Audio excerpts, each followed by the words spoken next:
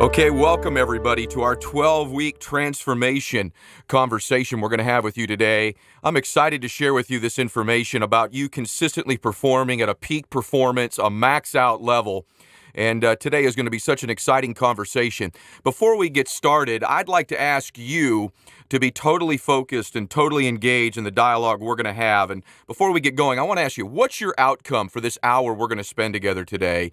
Is it that you want to max out the growth in your business, feel a little bit better about your performance financially or in your family or in your faith? And I want you to have a very clear outcome as we talk through these points today about what it is you want for it. I think anybody that's going to get anything in life that they want, they have to be very clear, very focused, lasered in on exactly what it is that they want.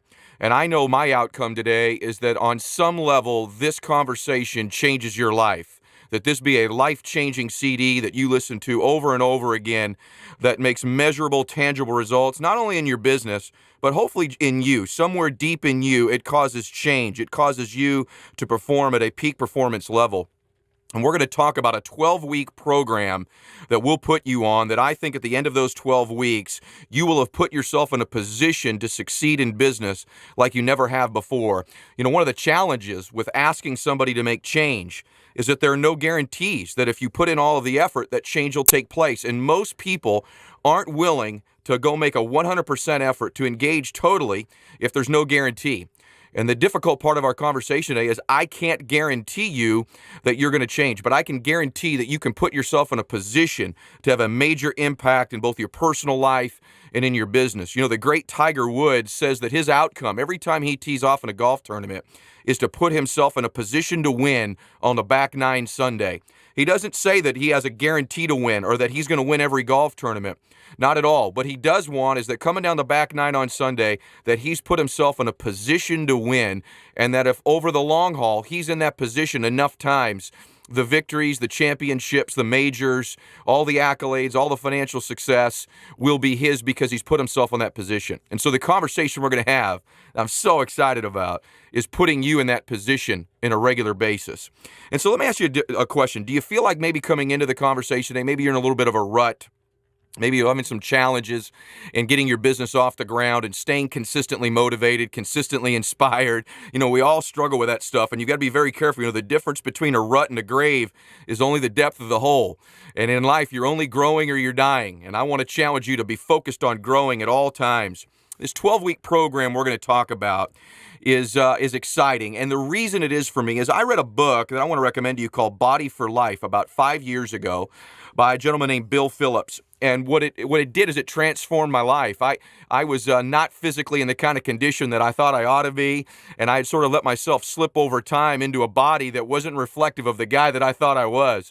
And I read this book, and it was a 12-week challenge. I thought, you know, I can do anything for 12 weeks. I don't know if I'm the kind of guy that can stay focused for a year or 5 years or 10 years, but 12 weeks I can do just about anything. And so that book inspired me, and it's inspired thousands of people to change their body. But in reading the book, I realized that the principles that are taught in that book, if you apply them, and realize something about all champions, knowledge is not powerful. In fact, a lot of people know a lot of things they don't act on. Powerful people are those that apply the knowledge they have. And so the things we're going to talk about today, and for that matter, the things in Bill Phillips' book, aren't powerful at all unless applied. And so I want you to be challenged. I want you to be inspired.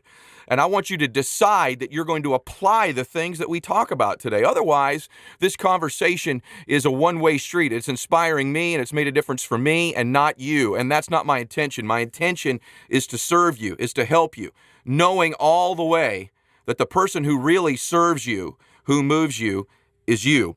But this book that I read, Phillips, A Body for Life, had a 12-week program, and it inspired me that the same principles in that book have applied in business or in family, and actually in body and health, like he recommends, are the same. They're universal, true principles. And I want to share with you some of the facts of that book that changed my life. You know, my body is important to me like I know yours is, but, you know, I'm not a professional golfer like Tiger Woods. I'm not in the NBA like a Kobe Bryant or a Shaquille O'Neal. I'm not Brett Favre. I'm not Tom Brady. My sport is our business. My sport is World Financial Group. And so if you're like me, if we're going to play the game, let's play to win. Let's not play to be average or ordinary or pretty good or near the top. Let's play to win a championship. Let's play to win the game. That's the reason you play a game. You play the game to win it. And we're going to talk about playing that game. I wanted to read you. There's a gentleman in the front of Philip's book named Porter Freeman. And as he describes his life and his body and what I read to you here, I want you to see, if you don't see it, maybe a little bit of you in how he describes his body and just your overall life. And I make no assumptions. See, I know that you're the son or daughter of the King of Kings. I know where you come from originally. I know your blessings and talents and gifts. I know you're destined to do something awesome in your life. And so I'm not making any judgments. I don't know most of you that are listening to this. I don't know whether you've had maximum achievement recently and you need to continue that pattern, or whether maybe you're struggling a little bit, or maybe you're somewhere in the middle. So I'm not making any assumptions about you. You need to make those assumptions about you. But as you read this about this gentleman, listen if there's anything of you in him.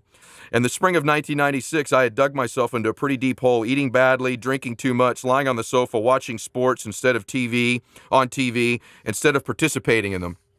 I'd become a classic couch potato, using different excuses and reasons why I couldn't exercise, a shoulder injury, long hours at work. I'll start next week.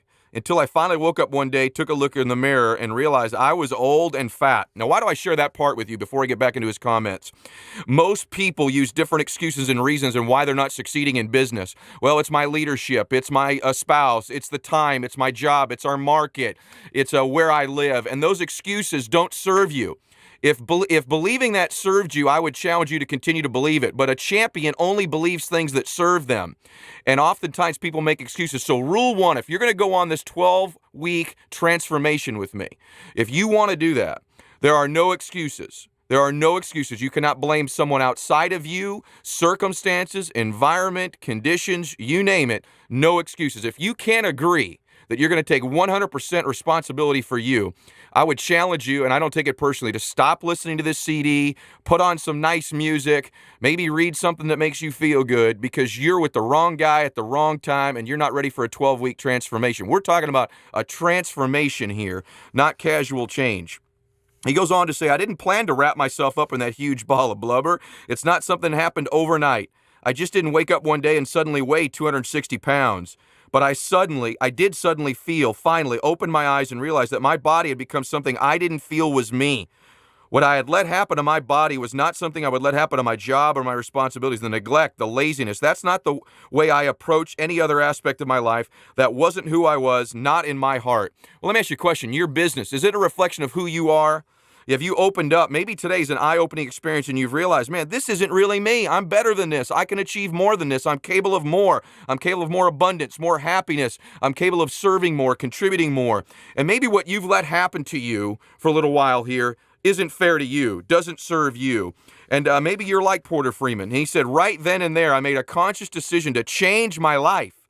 I was finally fed up with being fed up all the time. Just fed. I became fearless and focused on finishing this challenge. I craved going to the gym the 12 weeks far more than I craved any piece of key lime pie or a beer. I had made up my mind I was going to make it through those 12 weeks or they were going to find me dead in the gym. Let me ask you a question. Have you made up your mind that this 12-week transformation is going to happen for you? Have you made a total decision? If you've not made that decision, maybe you're not fed up enough. You know, no great change comes without some level of discomfort, some level of frustration. You've got to reach a point where you're fed up with being fed up. And if you're in that situation, we can help you.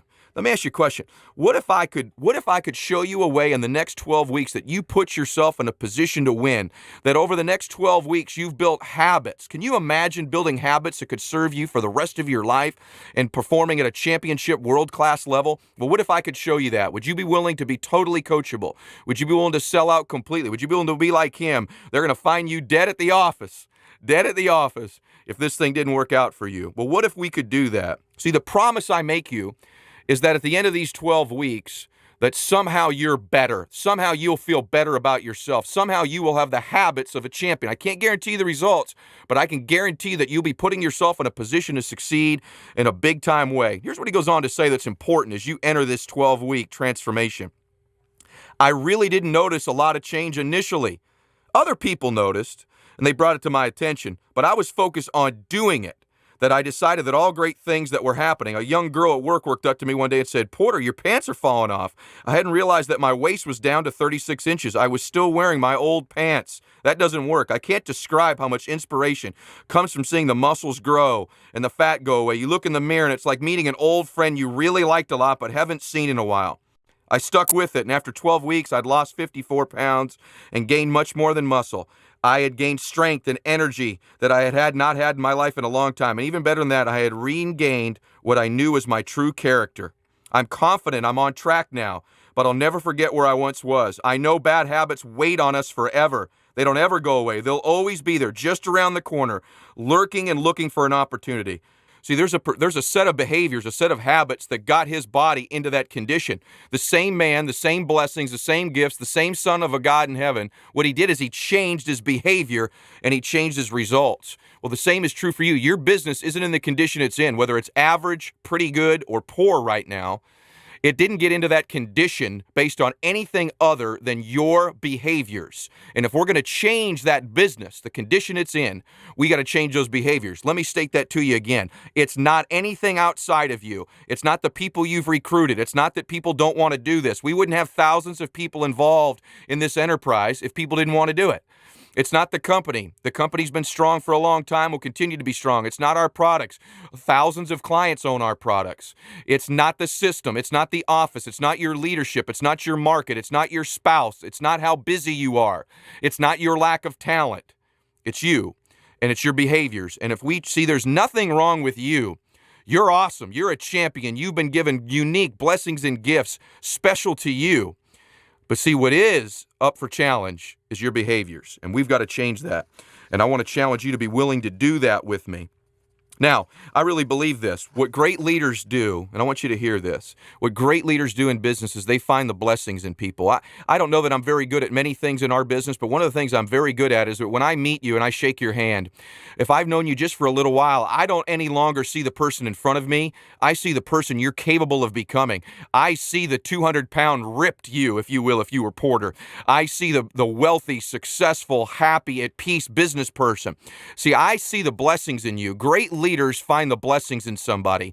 You know, your children, if I were to ask you about your children, if you have kids, you could immediately tell, oh, my son, he's so special. And you know his unique blessings, or your daughter's intellect, or her kindness, or her honesty. See, what I know about you is that you are born from the son or the daughter of the King of Kings in heaven. I know that he knew you before you came here. And I know that when he sent you here, he sent you wired, special, unique to you, with incredible blessings and gifts, whether it's your passion, your intensity, your intellect, your math skills, your honesty, your patience, your listening skills, your kindness, your ability to put facts together in an organized way. See, I don't know what's special about you, but I know there's something special about you. And I know that a happy person, an at peace person, is someone who acknowledges that they come from somewhere greater than themselves. Number two, that they know they've got unique blessings and gifts and they're aware of what they are. And I would challenge you, what is unique about you? Are you uniquely honest, unique integrity, unique passion, unique communication skills, unique leadership skills? What's unique to you? What's special about you? And then a totally fulfilled person has the third element, which is pretty rare. And that third element is they spend their life's work playing the game of life with those blessings and skills out in front. And I want to challenge you that if you'll do that in our business, my goodness, the world is your oyster. You're capable of anything you'd like to have happen, as long as you'll be patient and let it come to you. And so I want to challenge you to get started here. The breakthrough that we're going to have together is going to be fascinating. It's going to be a 12-week experience. Before we get going, though, I think it's important that you know where this idea came from for me. And I'll be done quoting this book, but I want you to know it's exactly how I feel about our business. The author of the book said, and I quote him, he said, "A couple of years ago, I attended a fitness convention in Atlanta. It's one of only a few industry shows I attend, and therefore it's the only time I come face-to-face with a large number of my readers at once. During the course of the weekend, hundreds of men and women who introduced themselves to me as avid followers of my magazine came up to shake my hand and chat. What struck me the most about the entire experience was absolutely floored me, was how strikingly out of shape many of these people were. Don't get me wrong, I enjoyed meeting all these folks, many of whom have been reading my work for years. I even recognize many of their names. That weekend, I think I met about 600 of my students. Maybe 80 of them looked fit and strong, but others who had been receiving the same information on exercise nutrition looked like Well, it looked like they'd never had the opportunity to learn how to get in top shape before. See, that's how I feel when I go to many of our conventions. You know, I meet people that have the same information as everybody else, the same CDs, the same learning, the same conventions, the same system, the same products. Yet the vast majority of people's business is not in shape. Their life is not in shape. And I'm fascinated by why that is. And what I found is there's a big difference between knowing and doing. And what we've got to do is we've got to pull the doing out of you. We've got to pull the blessings out of you. And it is constantly your behaviors. Never forget that it is absolute your behaviors. So let me ask you a question. If I could show you a plan that could potentially transform your business in 12 weeks, would you do everything it takes to be coachable and implement everything we ask you to do? If I could show you that, can you imagine 12 weeks from now, your business, your family, your life looking totally different? Would that be an incredible experience for your family? Well, we'll talk about that a little bit. But before we do that, I want to talk about you. See, I want you to know there are some laws. I'm going to get into a little bit of the mind and thinking and how you do. There's two things we need to fix over these 12 weeks. One is how you think, what your beliefs are, and two is how you act. I want you to write that down for me. One is what you think about, your beliefs, and two is how you act. See, if you can manifest the beliefs of a champion and then act like one, their behaviors, the likelihood of you succeeding is dramatically increased. And so we've got to change what you believe and how you behave. And if we can get you believing and behaving and modeling people that have been successful, you're more likely to get their results. There's a law in the world called the law of cause and effect, everybody. It's impersonal, just like sunshine. If you're standing in the sun, you receive the warmth and healing of the sun's rays. If you're standing in the shade, it seems like the sun isn't shining on you. But who moved you into the shade? Who moved you into the darkness? The truth is we're aware of the darkness because we've put ourselves in that position. See, we only receive what our minds are capable of accepting. We go to the river of life, many of us, with a teaspoon, where others go with a bucket. And there's no difference. The river of life is the same, but it's a matter of what you believe you're entitled to. We get in life what we believe we deserve. What we believe we deserve. And typically we believe what we deserve based on our previous efforts, our previous beliefs. And I want to talk to you about that. Beliefs have limitations. All of our experiences lead us to believe certain things about ourselves. And once we accept an idea, it's an idea whose time has come. I want you to hear me on that again. When you accept something of an idea, whether it be a belief of abundance or a belief of lack or limitation, it's an idea whose time has come. And so you've got to be very conscious of what it is that you believe. You are always right. The mind attracts to it whatever it's familiar to. And so if you're right about the fact that you can't recruit people, and you think that you can't recruit people, you can't lead people, that your past experience, your past performance, people won't follow you, you're right. If you believe you can lead people and people are attracted to you and they'll follow you and you deserve to be wealthy and you deserve to be successful, you're also right. And the conscious mind and the subconscious mind interact together. Very interesting. It's been a study I've been fascinated by my entire life. And I've done a lot of work in the way I think. See, at one point I was where you were. My business wasn't where I wanted it to be. I was frustrated, just like my body was 5 years ago. What did I change? I changed what I believed, and I changed how I behaved. And in my business, I had to work a lot on what I believed. I had a lot of limiting beliefs like many of you do. And what I found is the minute I began to accept the beliefs that served me, I began to act in a way that served me, and the results are a byproduct of that. The primary function of your subconscious mind, by the way, is to believe whatever you tell it to be true.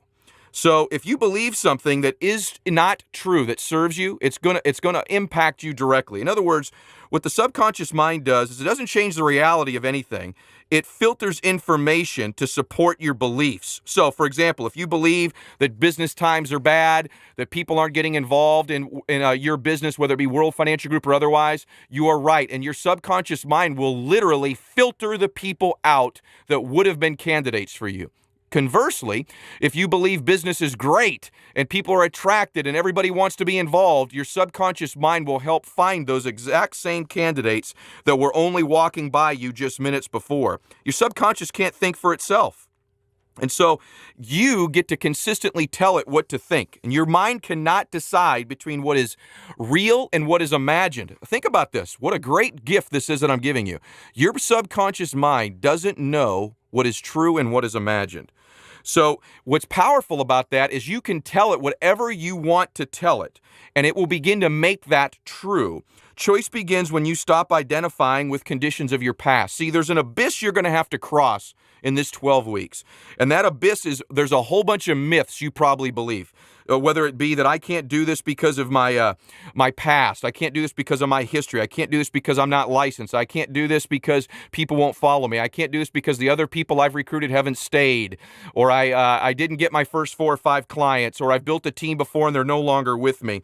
And so there's these lies, or I'm not talented enough, I don't have the time, I'm not in a good market, I don't have the background, the business may put me out of balance in other areas. All of these things that people believe that don't serve them end up being true. They're true because you believe it. But if you could reverse that and begin to believe, what are the patterns of belief that champions have? What do the winners believe? And we're going to discuss that stuff today. There is no growth without discontent, everybody. You've got to be a little bit discontent with where you are, whether you're an SEVC making $1 million a year or you're a brand new associate who's never received a check. You're not going to grow to the next level unless there's some level of discontent.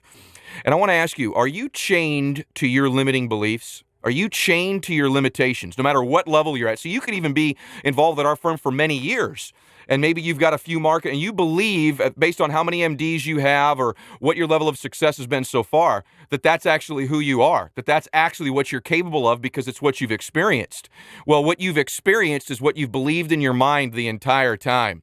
If you can get that straight, what if you could begin to believe that you could build a big team? You see a big team, you envision it, you see abundance, you see success, you see wealth, you see happiness, you see your team growing, you see you getting promoted, and you could work on seeing that all the time in your mind. I believe your subconscious mind begins to filter out everything that isn't true other than that. So it filters out the people that don't want to do the business. You literally don't see them. You begin to attract what it is your mind believes. And we've got to change what your mind believes. Actually, we don't have to change what your mind believes. You do. Many people are chained to their limiting beliefs. You know, it's interesting. If you've ever been to the circus, or maybe you've been to the zoo, and you see these baby elephants that are chained. They have these little chains that hold them to a stake so that they don't run away or hurt themselves. And so when they're very little and light, they chain these baby elephants to these very loose chains, and they put them on a stake in the ground. But the elephants are so small they can't pull the chain out of the ground. And so over and over, these baby elephants will try to pull away from the stake and the chain, the anchor in the ground.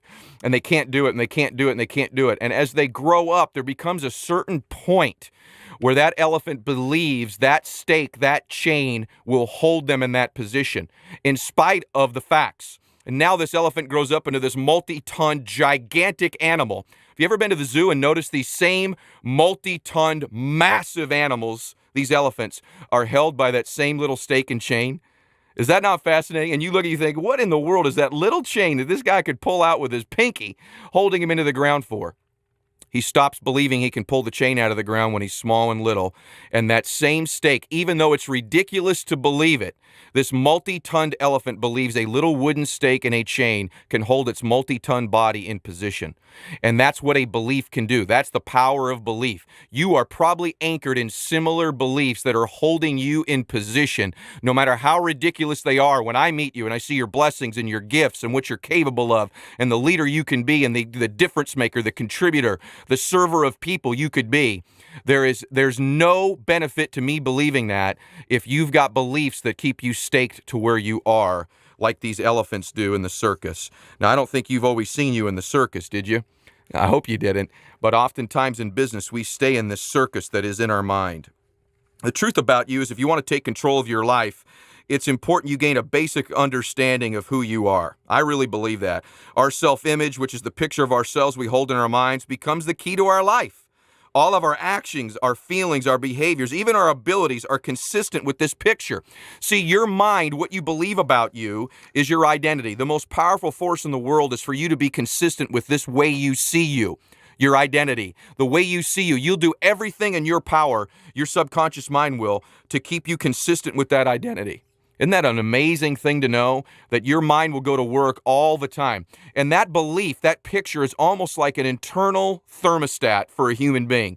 If you see your life at about 75 degrees, and that's how you see you, the conditions, the circumstances, the level of wealth, happiness, success, contribution, recognition, growth that you have, if you picture that identity, that picture like a thermostat at 75 degrees, Your subconscious, you, unconscious, no matter if you're involved in World Financial Group, we give you the best recruit in the world, the best products, the best contract, the best marketplace. If we were to do all that for you, if you don't change you in that picture, you will eventually cool life back down to that temperature. It's interesting. I've seen this happen to people all the time. If they don't work on themselves, they see themselves at 75 degrees, living their life at that temperature. And boy, their business starts to grow. They get a couple great recruits. They're getting wide. They're showing to the office early. They're staying late if they're part-time, and they're coming to the meetings early, and they're really focused and growing and reading the books and working and making phone calls. And all of a sudden their team starts to grow.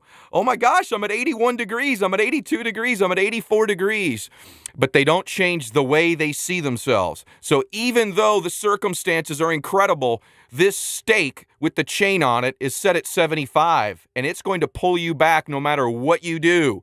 And so what ends up happening is all of a sudden they stop getting wide. They start managing their team. They start showing up a little bit later. Maybe they get into a disagreement with somebody. They take a week off or 2 or 3 days off. What they've really done is they've turned on the air conditioners to cool their life back to 75. And I see it over and over and over again. The key thing is that you work on you so that you're at 81 and 82 and 85 and you see this. And so that when your business actually gets there, you're comfortable with it and you can move it to the next level. See, the champions know if I'm living at 75, I've got to begin to see me at 81 and 82. I've got to work on that. My unconscious mind doesn't know whether it's true or not, so I might as well see the successful things happening. I might as well see the big team, see the wealth. And then when I get there, I belong there, instead of cooling it back down. The reverse is also true, by the way. If you're a 75 degreer, and if you ever notice this, life starts to get bad, you've got some problems, there's some challenges, maybe some money trouble, maybe some relationship issues, and you're down at 62 or 63. Have you ever noticed how eventually all that goes away and life gets back to about where it always was? And the reason is what you'll do there is you'll turn the heat on because it's getting a little too cold, and you'll work harder, and you'll read more books, and you'll get more focus, and you'll get it back to 75 where you're comfortable. Well, that process over and over and over again is always going to yield you 75 degrees worth of happiness and wealth and abundance and contribution.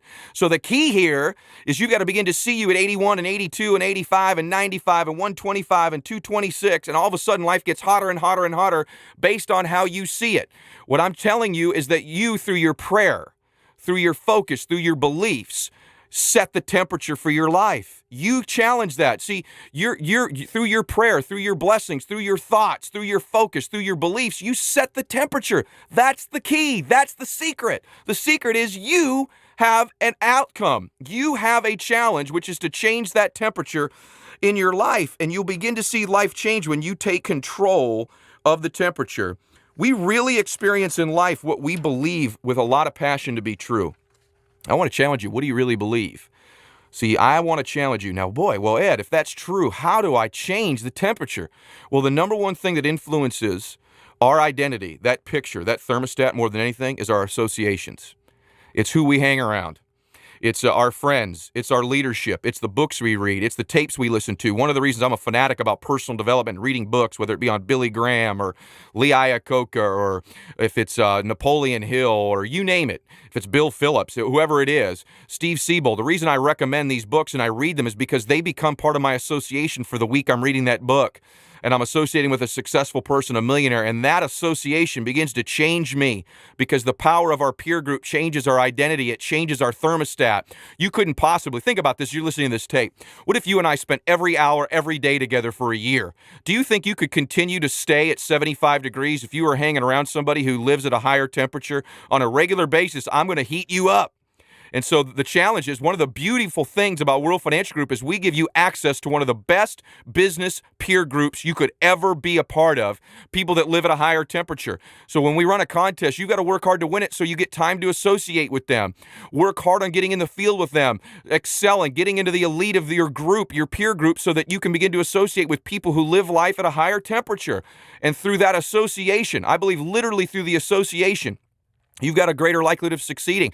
That's why I believe in our business model. Most people start a business, no matter if it's a good business or a bad business, and they're left to their own devices, their own thoughts, their own associations. Well, we all know no matter if we gave them the greatest business opportunity in the world, they are going to find a way to get it back to their thermostat setting. What we give you a chance is access to people, associations, friends, peers, leaders who can change the temperature you live at. Now, the other way we do it is the books and tapes and associations is just our vision, our visualization, what we dream about, what we pray about, what we think about on a regular basis. You've got to take control of your thoughts. Do you see yourself winning and being a champion and coming down with a chance in a position to win? Do you see yourself happier, more successful, people listening to you? How much time do you spend dreaming? Dreaming's powerful. If you can move from dreaming, you can always move to doing. See, if you're going to think, you might as well think big. You might as well think happy. You might as well think success. Challenge yourself to begin to think the right thoughts. Man, if you're driving in your car, take 5 minutes and see yourself with a big team. See the client saying yes. See the recruit saying yes. See us winning the award. See us cashing the check. See you moving into the new house. See your family proud of you. Take some time to dream, because that dream begins to influence your conscious mind. Man, if we could put you together in the next 12 weeks and you begin to take time every day to pray, if you're a praying person like I am, or at least to think if you're not, to begin to control your thoughts and to have these associations of reading the books and listening to the tapes, and man, we start to change what you believe. And then you go out and start to change how you behave. Look out. We may have somebody changing. You know, in Jeremiah in the Bible, and I don't mean to preach at you. This is just the things that move me in my life. But in Jeremiah in the Bible, one of the things that the Lord tells him, and he says, the Lord came to me saying, before I formed you, I knew you in the womb.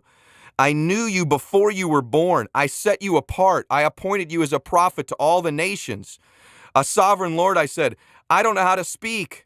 I'm only a child. See, most people are that way in the business. I just don't know if I'm a good communicator. I don't know if I can get up in public speak. I don't know if people are going to listen to me. I don't know if I could sell. I don't know if I could recruit. I don't know if I could lead a team.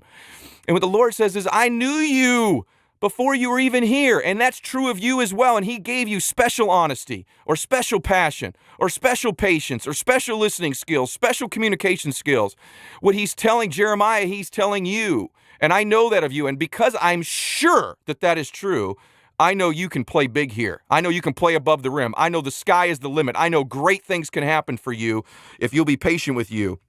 And he says, I'm only a child. The Lord said to me, do not say I'm only a child. You must go to everyone. I send you to say everywhere. I command you. Do not be afraid of them. I am with you and will rescue you, declares the Lord. Then the Lord reached out his hand and touched my mouth and said, now I have put my words in your mouth. See, today I appoint you to all nations of kingdoms, to tear them down, to destroy and overthrow and build and plant. See, I really believe that if you're focused, if you believe, if you're in prayer, if you know you've got great backing, see, your great backing should be your faith if you have it. Your great backing starts with your faith. It's the cornerstone. The great backing after that is the people in your local office there that support you and your family. The great backing is that you know you control what you believe and you can control how you behave. And I believe the right words when they need to be there will be there.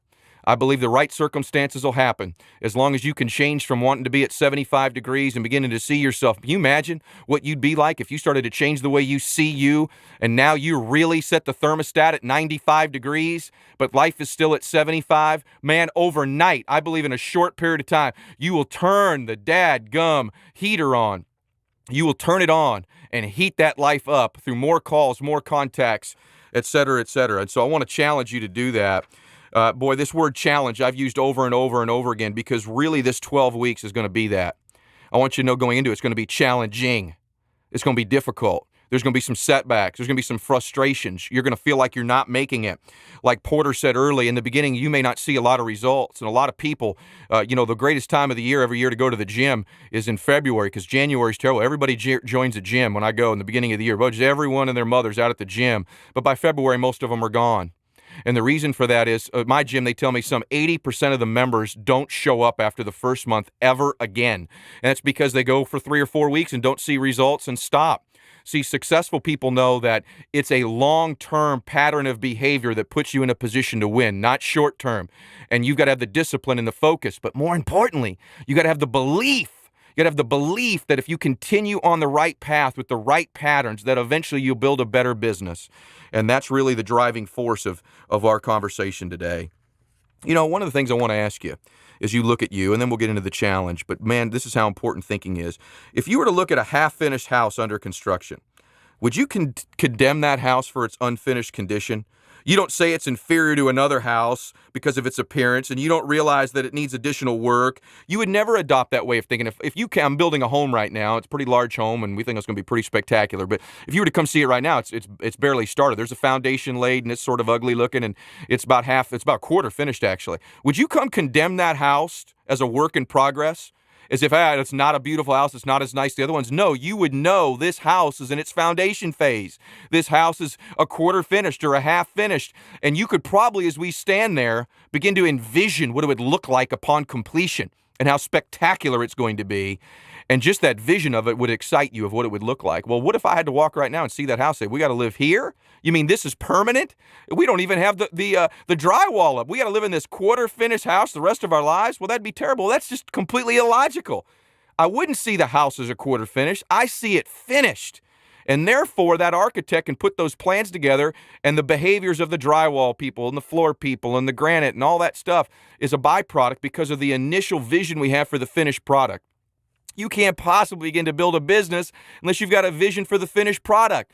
Because if you don't have that vision, a quarter into it, you're going to condemn it for not being complete. You're going to condemn it for not being where it should be. You're going to condemn it for not looking like it should look.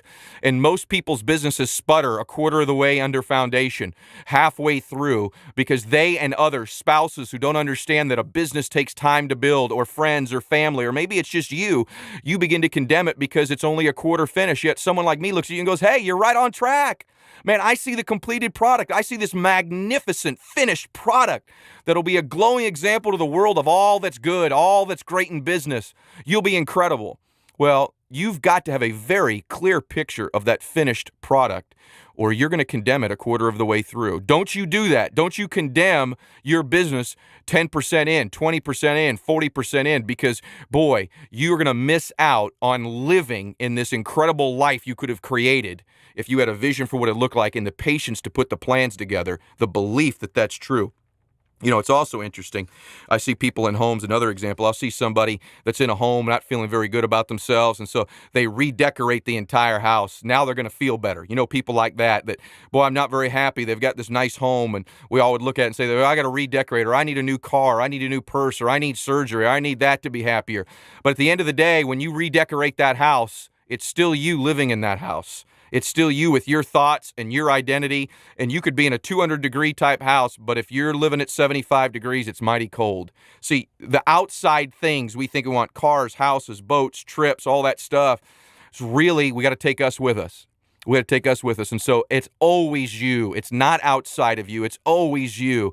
And man, again, you know where you come from. You're incredible. You're a champion. You're a leader. You're a difference maker. You were put here for a reason. You're special.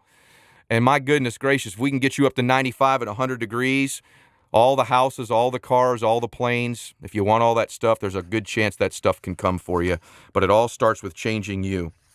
I love this stuff. When we have a strong belief, whatever we think we know to be true about that, we lock onto it is absolutely the truth. And remember, your unconscious doesn't know the difference between what's true and not. Now, if we can imagine ourselves into a new behavior, even right now, it may be opposite to the way you're behaving or acting. Imagine, right now, you've not been behaving right in WFG. You've not been making a lot of calls. You're not out on a lot of appointments. Let's just assume that, or not enough. But if you begin to think and vision and dream about doing those things, even though you're not doing that, the thought must come before the action. Don't be concerned about your actions. We're going to get into that in just a second. Right now, I want you to be concerned about what you talk to yourself about, your mental pictures. Make sure you've controlled them to bring out a desired result. As the picture changes, so will your performance. I'm a big believer in that. As that picture changes, if you can get a big dream, a big vision, something that inspires you, I really believe you can make changes. I know that you can. I don't know how it's going to manifest itself, but I know that you can. And so when you make promises, one of the things that you've got to have as a foundation as we begin this 12-week transformation is you've got to keep promises you make to yourself. See, most people don't have self-confidence. And the reason they don't have self-confidence is they don't have what I call self or personal integrity. Personal integrity, and I know this because of personal experience. I was the type of person many years ago where I'd start and stop things. I'd make commitments and not follow through them. Not to others, to me, whether it be a diet or a workout or how often I'm going to go to church or my prayer. I think that's a normal part of the human experience is to not keep promises to yourselves at a stage in your life. Now, what if I were to condemn me a quarter of the way through the house right there? But instead, I decided to make changes, and my business and life began to change when I started keeping promises to me. See, can you keep promises to you? You're going to make a 12-week promise. Can you keep that promise to you for the amount of appointments, where you're going to be, what you're going to do? The foundation of this plan is that you keep the promises to yourself when you have personal integrity. And when you begin to keep small promises to yourself, like the amount of calls, amount of appointments, maybe not the amount of money you make or the amount of people you recruit outside of you things, but the amount of times you practice your presentation, show up, go out, get to meetings. You start keeping these small promises to yourself, you'll find you begin to build self-confidence, and then there's a platform of belief that tells you now when you make bigger promises, like I'm going to go for MD, I'm going to get my ring, the likelihood of you keeping that promise is dramatically increased because you've kept the small promises to yourself. Start keeping the small promises to yourself, and you'll begin to almost point your mind and your prayer at a thought almost like a weapon. Your mind is like a magnet. It draws to you what you think about. I want you to imagine your mind is a magnet. Well, the more magnetic your mind and your prayer, I really believe that the subconscious mind is more like a prayer as a person of faith. But however you interchange those words, the more you begin to point your prayer and your mind at something, the more you've attracted the small things, the more magnetic it becomes when you want to attract the big things. And of course, people want to follow magnetic, excited people.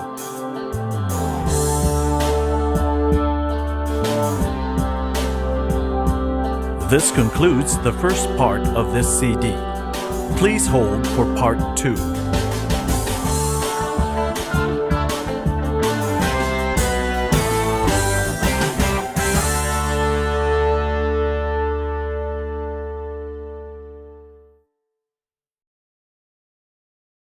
All right, let's talk about this 12 weeks. Are we ready? 12-week transformation for your business. Well, we got to cross the abyss from dreaming to doing now, from thinking to acting, from believing to behaving. And I want to challenge you that I think I've seen a lot of people decide to make changes. And I don't know that really that's enough. I'm not real sure that people that make decisions necessarily do it. But I believe if you're compelling reasons, if you've got enough reasons to do something, if your reasons for doing it are greater than your fears about it, you're likely to overcome it and make it happen. And so before we begin, I want to ask you a question. What are the top 5 reasons? And you're going to have to stop this CD, and I want you to think about it. If you're driving in your car, pull over. What are the top 5 reasons you need to transform your business the next 12 weeks? Top 5 reasons. The people, the things, the circumstances.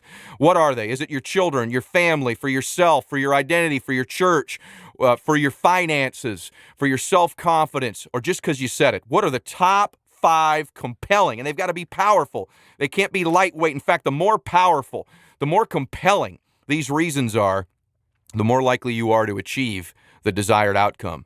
And so what are your 5 compelling reasons? Go ahead. I want you to write that down for me, and we'll be right back. All right. Did you write it down? Hey, did you write it down? If you didn't, we're stopping again. You go back and write that down. We are not moving forward. If you can't keep a promise to yourself to write down the reasons, are we going to be able to keep the promises of the contacts and the calls and the meetings? And so stop and do it again. Those of you that did it, awesome. You just kept the first promise to yourself in the 12-week challenge. And I think that's absolutely incredible. You know, one other thing I want to ask you is this. We need to define what it is exactly we want to get done the next 12 weeks. And so I'm going to ask you to have another top 5 list here. The top 5 that I need you to write down for me, as I'm asking you to, are the top 5 specific outcomes you're looking for over the next 12 weeks. Whether it's your next promotion, maybe it's another diamond in your ring if you're an MD, or a size of your team, or a level of the CEO club, or a license, or I don't know what it is. Maybe it's a certain amount of money you want to make. But what is the 5 most important outcomes you have? So we know your 5 reasons for doing it, but what are the top 5 things that at the end of these 12 weeks, if it were your body, we'd say, hey, I want to lose 10 pounds of fat, gain 5 pounds of muscle, I want my waist to shrink by 4 inches. But since it's a business goal, what are the 5 absolute must-have outcomes that you've got for this next 12-week experience? Go ahead and write that down, and we're going to wait for you. All right, we're back. Now that we're back, I'm not even going to ask you if you did it. If you didn't do it, you have now violated the rule of keeping promises to yourself and to me, and I've got an issue with that. So I'm sure you did it, and I'm sure it was powerful. So now that we've got our 5 compelling reasons Now we got a chance. We've got our 5 compelling reasons, and we've got our 5 clearly defined outcomes. Boy, this is something powerful. Now, let's talk about your vision for a second, and then we're going to begin the program. Your vision is interesting. In Bill Phillips' book, he talks about there being 3 types of visions, and I want to just read to you from his book what he says about this, and you need to make sure you're focused on future vision. He says here, if you find it easily to identify the 5 specific things you know you have to have between today and 12 weeks from now, the goal I just set up for you, and you're pleased with that, that's a good sign. It means you're looking forward and that you have what I call a future vision. If you struggled a bit in getting these 5 specific things you want, if you couldn't quickly identify 5 accomplishments, but you identified 2 or 3, you were certain you were doing pretty good, then there's some room for improvement. Now, if you found it extremely difficult to come up with specific answers to that question, if it caught you completely off guard, you're not alone. But the truth is, most people have a very hard time answering that very simple question. It's just not something most people focus on. However, because we want to change, because we want to move forward, we need to make sure we're looking forward. Again, our vision. In other words, we need to focus on our future vision. Let me explain, he says. There are 3 types of vision: historical, present, and future. Where you are in life and where you will go from here has a lot to do with what type of vision you allow to dominate your thoughts, decisions, and actions. I want to tell you personally, for me, everybody, these things dominate you. So if you can take control of them, you can become a dominator. It says here, a person whose actions are dominated by historical vision believes just about everything that's important, enjoyable, and significant has happened in his or her past. It's already happened. These folks spend a lot of time reflecting on the good old days, talk about high school parties, prom night, the fumble they recovered in a football game, how they used to be in great shape, how they used to have a great business, how they used to recruit a lot of people, how they used to really inspire people, how they used to write a lot of business and serve families. You know those types of people. It's as if their lives are over. They'd rather look backward than look forward because it's easier to reminisce about where they've been than to try to figure out where they're going. Wow, that's tough stuff. People with that kind of focus are reluctant to accept new ideas or opportunities and have trouble sticking with anything challenging.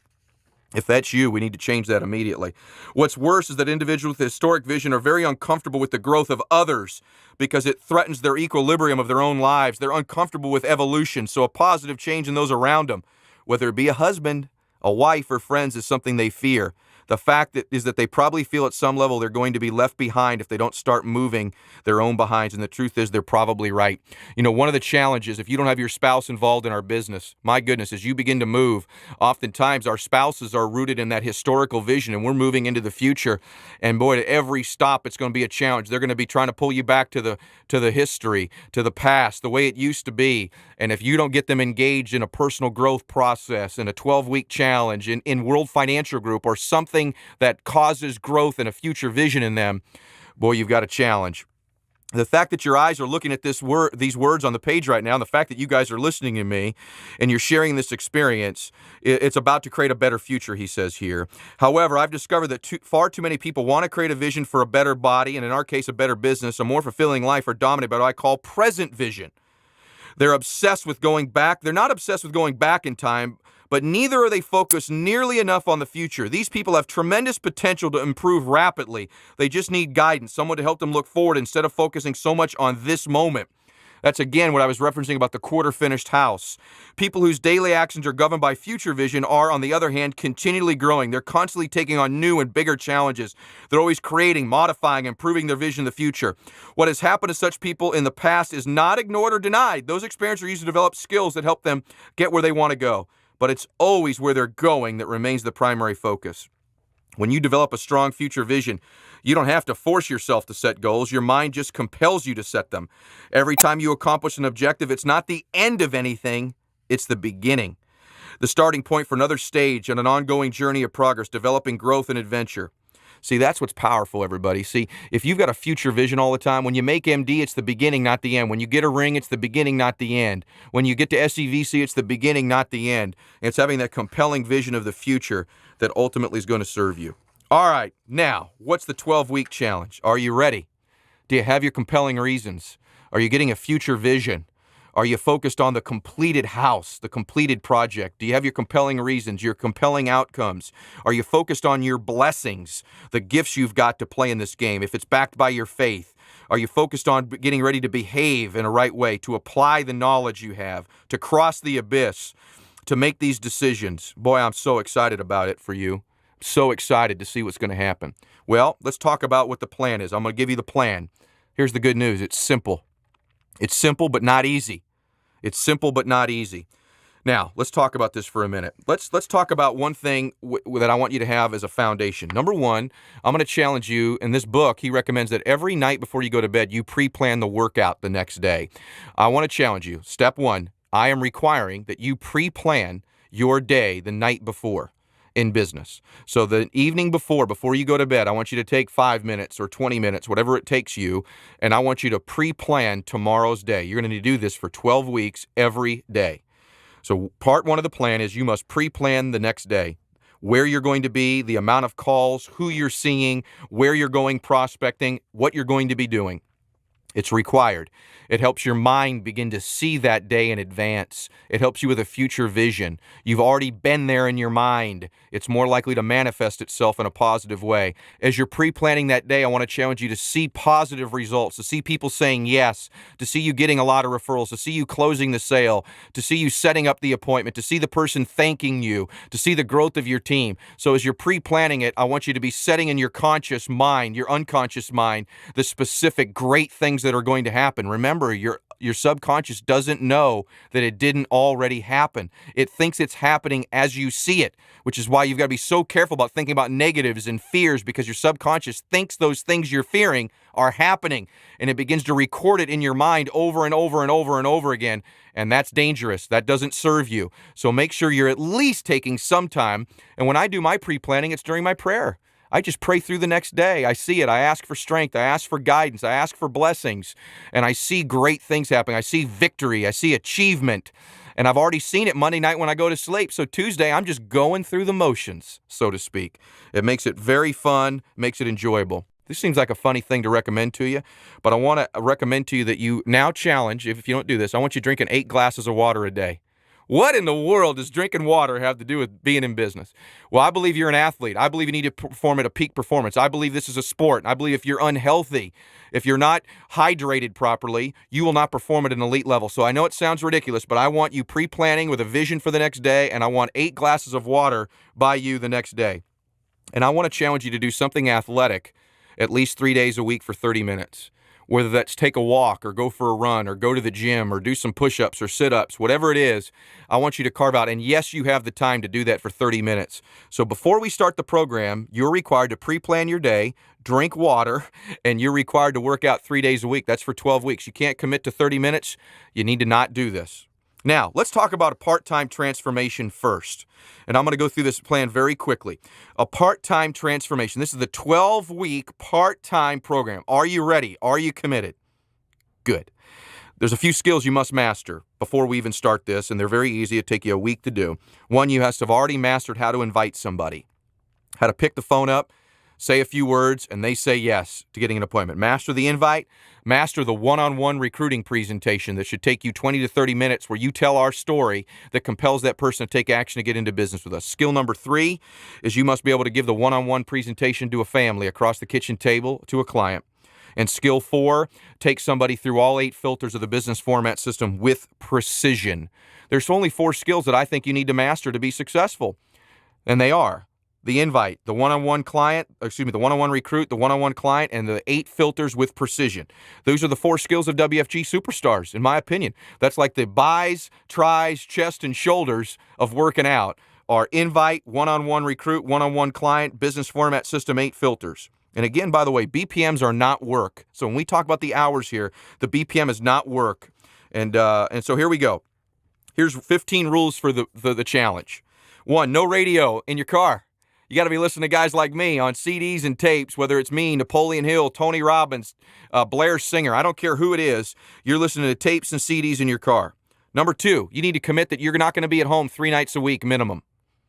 1 night for your BPM, 2 nights in the field. If you can't commit to that, you're not ready to be in the challenge. You can't get in shape if you don't go to the gym. You can't get in business shape if you don't go to work. 3, if you miss a night, you got to work double time. So if you were supposed to work 3 nights this week and you missed a night, you've got to go to 4 next week. 4, Every Saturday night, I request that you make, actually, you should request it of you, a brand new top 10 contact list for the next week. So once a week, you make a new top 10 contact list. These are contacts in your warm market, contacts in your spouse's warm market, referrals from clients, prospecting that you've done. 5, you must have a day timer in your possession, something that you keep time, and you must schedule your WFG business as if it were a second job. So from 6 to 8 Mondays, you're scheduled for WFG, and from 1 to 4 on Saturdays. Whatever you schedule, you must have it scheduled. Number 6, you must send a daily voice tell to your marketing director, identifying to them what you did that day, once a day. 7, check your email every day. 8, make sure your briefcase, your garment bag, whatever you're using, has the appropriate brochures, DVDs, etc. that you need for marketing materials. Number 9, make sure you have applications, AMAs, if you're licensed to do appropriate paperwork, or a laptop to sign someone up. You must, number 10, have a copy of the business format system. Number 11, you must have in your car the other CDs that we recommend you listen to that we've done in the studio, and others like Jeff Levitan. Number 12, you must have a book you're reading right now. You must have a book that you're reading.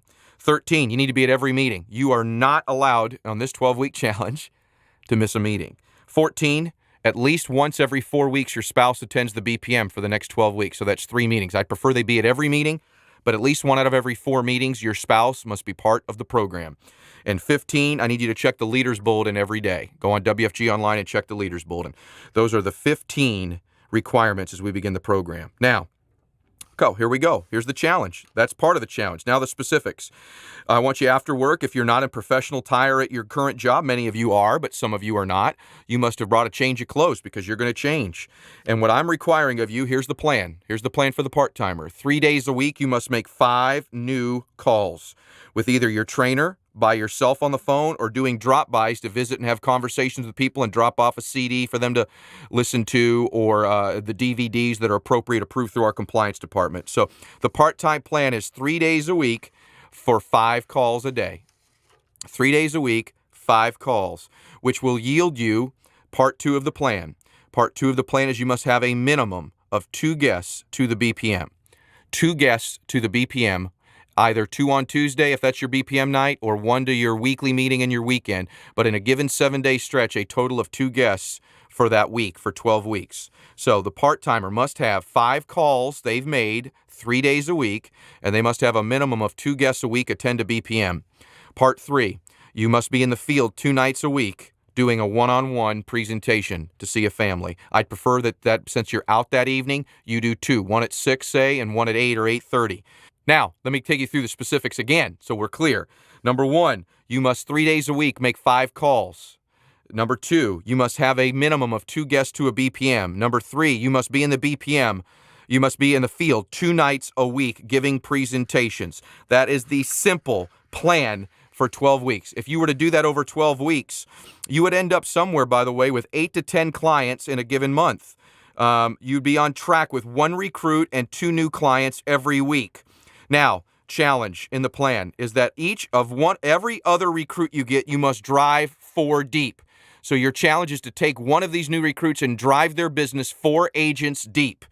It's the next part of the plan for the part-timer. So of those recruits that you get, 1 recruit a week, every other one of them must go 4 deep in that leg, 4 agents deep. And if you were to do that, you would end up with a new top 10 list every week, from prospecting, referrals, your wife, parents, friendship farming. At the end of 12 weeks, what would this look like? You'd have 12 new direct recruits, 24 new clients minimum, a minimum of 30 team recruits, more like probably 50, and 2 to 3 real serious players, 2 to 3 real champions, and an exchange leg probably to go to MD, and a great business left over after behind. So let's talk this through again. The 12-week challenge for the part-timer. 3 days a week, 5 calls. That's like 3 days a week doing your cardio at the gym. 3 days a week, 5 calls, either with the trainer, by yourself, or drop-bys. You must have at least 2 guests to a BPM every week, whether that's 1 on your weekly and 1 on Saturday, 2 on Saturday, or 2 during the week. 2 guests to every BPM. If you miss where you don't have 2, you've got to get 3 the next week. You need to be in the field 2 nights a week minimum. 2 nights a week minimum. And what that would do for you, if we did the math correctly, you would end up with 4 direct recruits in a given month, Okay? And 2 of those legs, you would drive 4 deep. You would then hit 10 in the CEO plan to focus as well.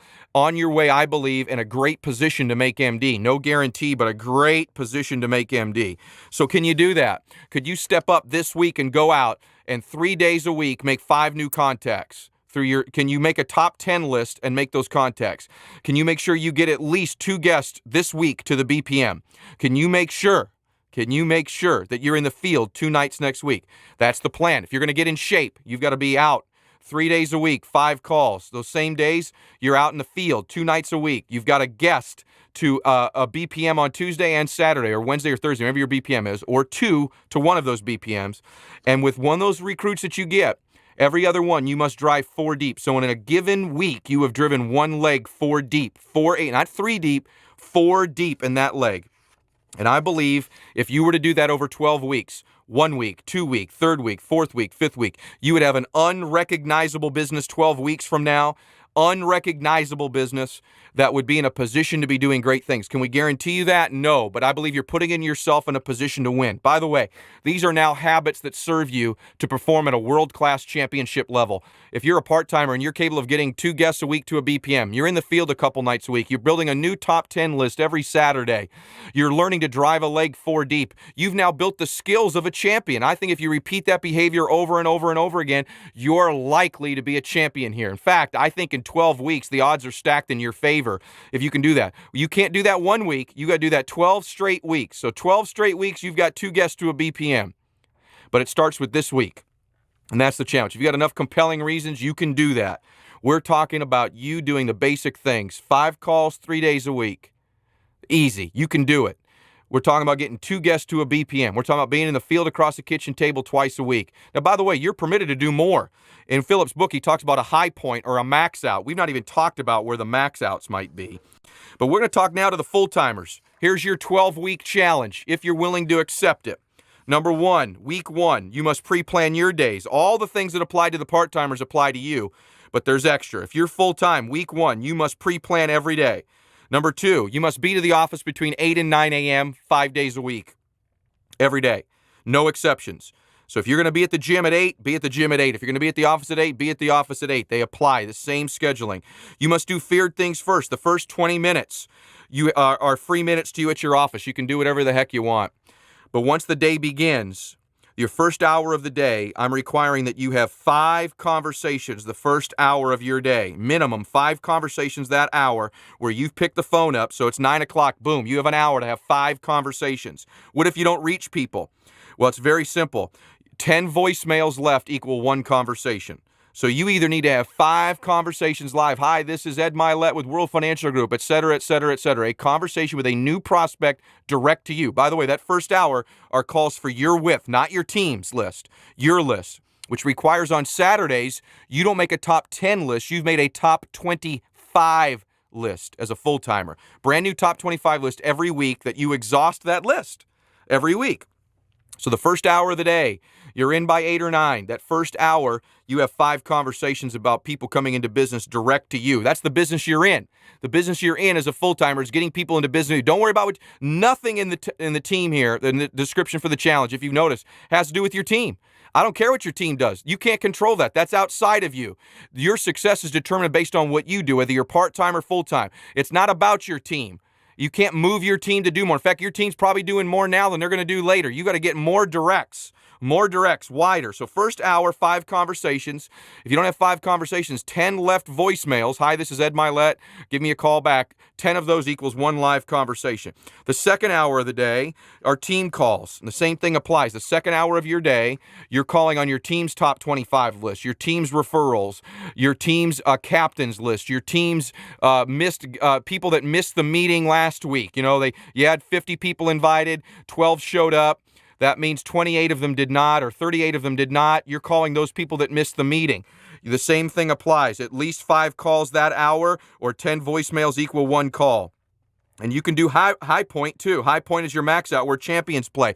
You can do far more than that. You could make 100 calls if you want, or you could have 20 conversations. But a minimum, if you're going to take this challenge as a full-timer, you're at the office every day between 8 and 9.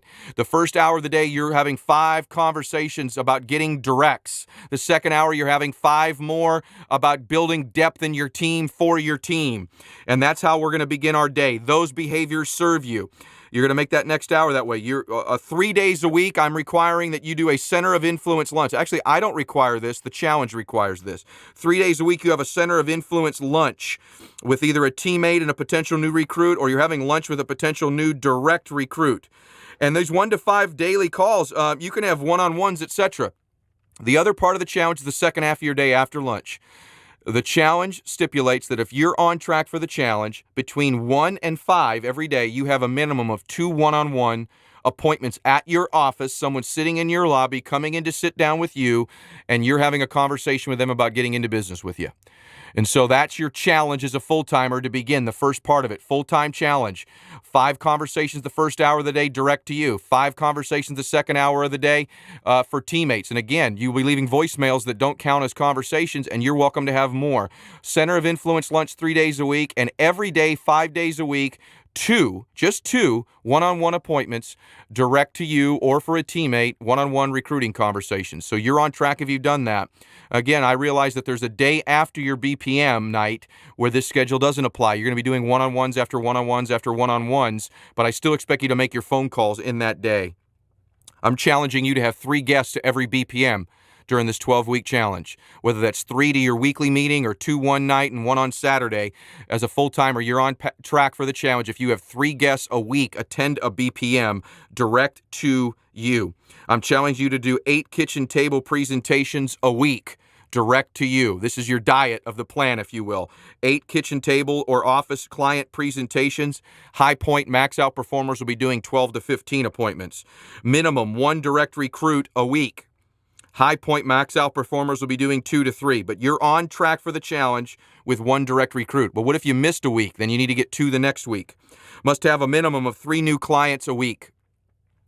And High point will be getting 5 to 7, max out performers 5 to 7 new clients a week. 1 new leg driven 4 deep every week. So 1 leg must drive 4 deep every week in your business, and a minimum of 30 invitations to your meeting. Let me go through that for you again, full-timers. 5 calls the first hour of the day for directs, 5 conversations the second hour of the day for your team. You must have a center of influence lunch 3 days a week. And you absolutely must have 2 one-on-one recruiting appointments 5 days a week in your office between 1 and 5. 8 kitchen table presentations, High point 12 to 15. 3 guests direct to you at the BPMs during the week. Must have 3 new clients a week. High point will be 5 to 7. 1 new leg driven 4 deep every week in your base shop. High point max out performers will be driving 3 to 5 legs 4 deep in their base shop, and a minimum of 30 invitations to your BPM. And then your only challenge, by the way, after that is for week 2 to increase your guests by 30%. Continue the exact same plan week after week, except for guests in the base shop need to increase by 30% every week. High point performers will be increasing guest count between 50 and 75%. So if you had 30 guests one week, you need to have 39 the next to stay on plan. And the next week, somewhere around 50 guests. Confirm, not guests to the meeting, but confirms. And what that'll yield for you is an absolutely incredible business of multiple base recruits, 25 guests. But again, we want to challenge you to do what you do personally, not what the team does. Not what the team does. I want to challenge you, full-timers, that you do a daily voice tell of accountability to your upline marketing director and your CEO. I want to challenge you to check the WFG Online Leaders Bulletin daily and to be tracking your invitations daily, and not only to be reading a book right now, but to be recommending one to your team. I want to challenge you to be relentless, ferocious, energetic, passionate, and totally focused. And I believe if you can be congruent with what you believe and how you act, how you behave, that it absolutely the next 12 weeks will be one of the most fortuitous experiences of your life. And so again, I challenge you to replay the challenge. It's very simple. It's laid out. There's a specific set of activities for a part-timer and a specific set of activities for a full-timer. And I believe if you'll accept that challenge to do those things on a weekly basis, that you can absolutely put yourself in a position to do incredible things.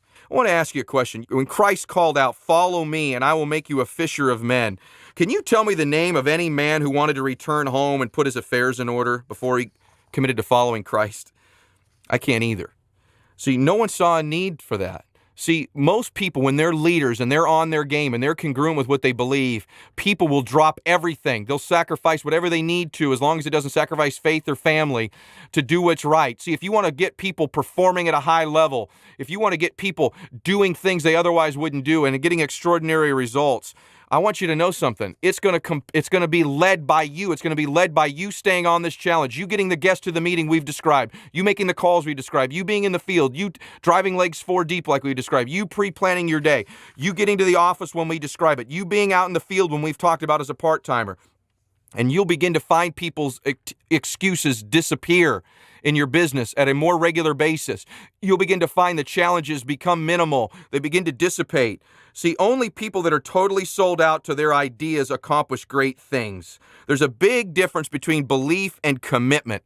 And I want you to know something. The human heart, it has an inherent need for greatness, to be part of something larger than itself. But if we allow it to attach to lesser things, the heart never reaches its full capacity. People who pour themselves into work are investing themselves into history, and they know it when they're a champion. See, don't pour your heart and your thoughts into small things. To live a great life, to perform at peak performance, to make a big difference in the world, for you to max out your destiny, all the blessings that you were given. Attach your heart and your mind to something huge, something special that stirs your soul. Make your reasons compelling. Let me tell you what I know about you. I know you were put here for a reason. I know you're special. I know you were made in the image and likeness of the King of Kings. I know greatness is your destiny. I know you can make a difference. I don't know if you're going to become a superstar WFG leader. I don't know if you're going to become fantastically wealthy, but I know you can make a difference. I know you can contribute. I know you can do something awesome. I want to challenge you to do something absolutely mind-blowing. I want to challenge you to do something that stirs your soul. Most of all, I want to challenge you to accept the challenge of the 12-week move to greatness. I know you can do it. I'm here for you, and I'm looking forward to seeing the new you in 12 weeks. God bless you. Bye-bye.